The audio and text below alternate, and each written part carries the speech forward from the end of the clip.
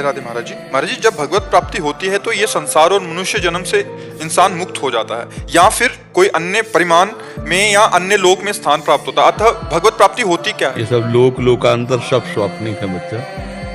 जब जगे तो केवल आप ही थे, स्वप्न में जो कुछ भी देखा था सब झूठा था ना। तो आ ब्रह्म स्तंभ पर्यंतम सर्वम मायामयम जगत सत्यम सत्यम पुनः सत्यम हरिर नामयु केवलम।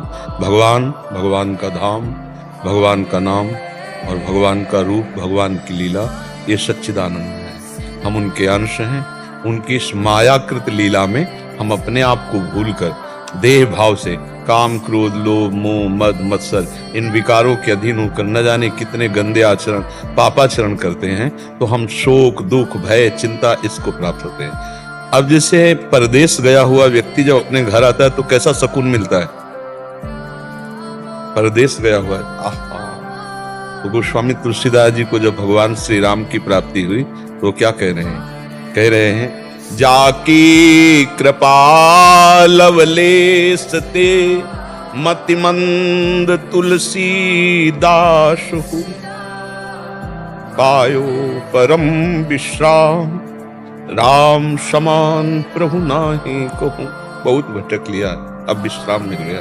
क्योंकि जैसे अपनी माँ अपने पिता के पास पहुंचने पर एक बच्चे को एक अपार शांति मिलती है, ऐसे अनंत जन्मों से बिछड़े जब अपने भगवान से मिलते हैं तो हमारा विश्राम हो जाता है। हम भगवान के हैं, भगवान के थे, भूल करके हम माया में भ्रमित हो रहे हैं। ये जितना यहाँ से लेकर ब्रह्मलोक तक रचा हुआ सब माया में। वो भगवत प्राप्ति क्या होती है, भगवान का मिलन कैसा होता है, ये तो जाने मोरी छाती मीरा जी कहती, मैं कैसे बताऊं। क्योंकि अनिर्वचनीयम प्रेम स्वरूपम, वो अनिर्वचनीय। ज्ञान बघारना, प्रवचन करना ऐसा हो सकता है, लेकिन प्रीति, जब प्रीति हृदय से अपने प्रीतम से होती है, प्रभु से होती है, फिर जिससे प्यार हो उसकी बात सुनकर, उसके जनों से मिलकर, उसके मिलने की जब चाह हुई और जब वो मिलता है तब कैसा लगता है, ये तो वही जानता है जिसको जिससे प्यार है थोड़ा भी। और फिर उसकी बात, उसकी चर्चा, उसको देखना, उसको सुनना कैसा लगता है। तो बोले गोस्वामी जी कह रहे कामी नारी प्यारी जिम लोभी जिम प्रिय दाम तिम रघुनाथ निरंतर प्रिय लागो मेरा। तो ये लोकांतर सब जितने सब माया में है। हम भगवान के हैं, हमें भगवान जब तक नहीं मिलेंगे तब विश्राम नहीं मिलेगा। देखो रुपया कमा लो, पढ़ लिख के डिग्री, नौकरी, पद, लेकिन मरना है। जब शरीर ही छूट जाएगा तो फिर हमारे ये सब किस काम आएगा। हमारे साथ यहाँ किस तो कुछ जाएगा नहीं, न प्रधानमंत्री का पद, न राष्ट्रपति का पद, न ब्रह्मा का पद। यहाँ से लेकर ब्रह्मलोक तक परमेष्ठी पद सब परिवर्तनशील है। अलग अलग तपस्वी जाकर के ब्रह्मा बनते हैं, अलग अलग देवराजेंद्र बनते हैं। ये कब तक हम भोगते रहेंगे माया का नाटक। हम अपने घर जाना चाहते हैं, प्रभु से मिलना चाहते हैं। अब प्रभु पराये लग रहे हैं। देखो माया का ऐसा खेल, प्रभु पराये लग रहे हैं, वो संसार अपना लग रहा है, ये संसार सत्य लग रहा है। और इसी बात को मिटाने के लिए अध्यात्म है। जब हम अध्यात्म मार्ग में चलते हैं, भजन करते हैं, तो हमारा हृदय बड़ा लुजलुजा हो जाता है, प्रेमी हो जाता है। वही हृदय जब भगवान की तरफ जाता है तो उनकी कथा सुनकर, उनकी बात सुनकर, उनकी कृपा सुनकर हमारा हृदय समर्पित हो जाता है। जहाँ समर्पित हुआ तहाँ मायामल का नाश हुआ। एकदम आनंद, हमारा स्वरूप आनंदमय, हमारे प्रभु तो आनंद समुद्र है ही। तो उसको कहीं जाना नहीं, उसको अपने प्रभु के पास जाना है। ये जितने लोकांतर है सब माया करते हैं, सब महाप्रलय के समय इनका विनाश होता है।